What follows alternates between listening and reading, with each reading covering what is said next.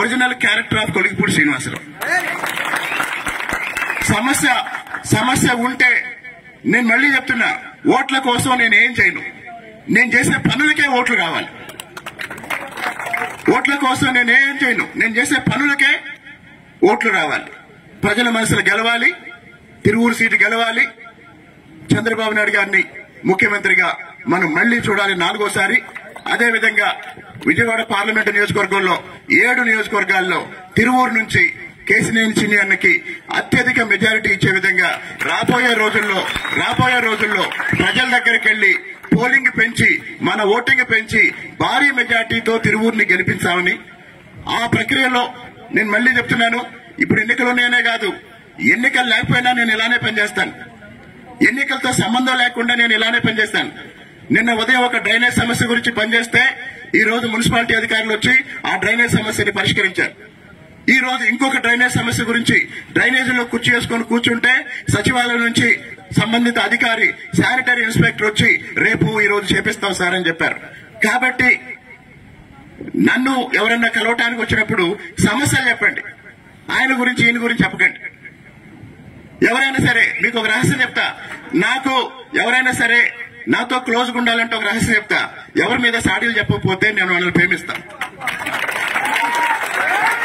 ఎందుకు అంటే నా జీవితంలో ఏ విషయంలో కూడా నెగటివ్ గా ఆలోచించే అలవాటు నాకు లేదు.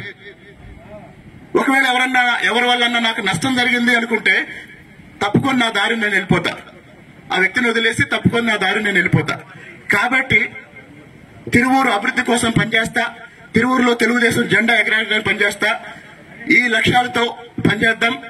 నేను మళ్లీ చెప్తున్నా, ఈ మొత్తం యజ్ఞంలో నేను ముందుండి తిరువూరులో తెలుగుదేశం పార్టీ జెండా ఎగరేయడానికి నేను రాబోయే రోజుల్లో కార్యకర్తల కోసం ప్రాణాలు పెట్టి పనిచేస్తానని వాగ్దానం చేస్తూ, ఇప్పుడు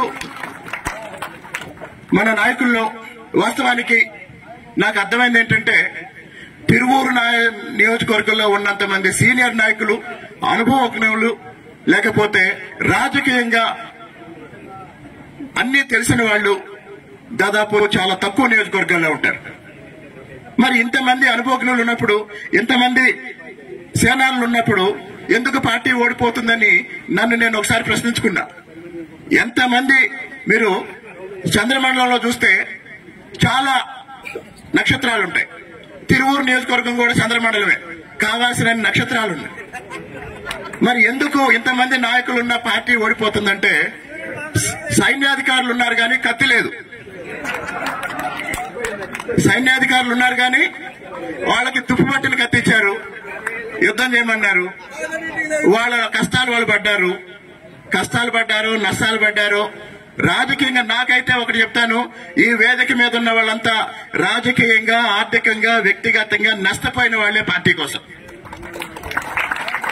రాజకీయంగా, వ్యక్తిగతంగా, ఆర్థికంగా రాజకీయంగా ఎందుకంటున్నానంటే, ఇక్కడున్న పెద్ద నాయకులు ఎవరైనా తిరువూరు ఎస్సీ నియోజకవర్గంలో ఎమ్మెల్యే కాగలరా? అవుతారు చెప్పండి. కాబట్టి వాళ్ళు రాజకీయంగా ఇక్కడ ప్రయోజనం ఏమి లేకపోయినా, తర్వాత ఆర్థికంగా అభ్యర్థి చెప్పినంత తీయకపోయినా, చెప్పినంత పెట్టకపోయినా, చివరికి పరువు కోసం పొలాలు అమ్ముకునేది ఎవరు చెప్పండి? పరువు కోసం పొలాలు అమ్ముకునేది ఎవరు? వీళ్లే కదా.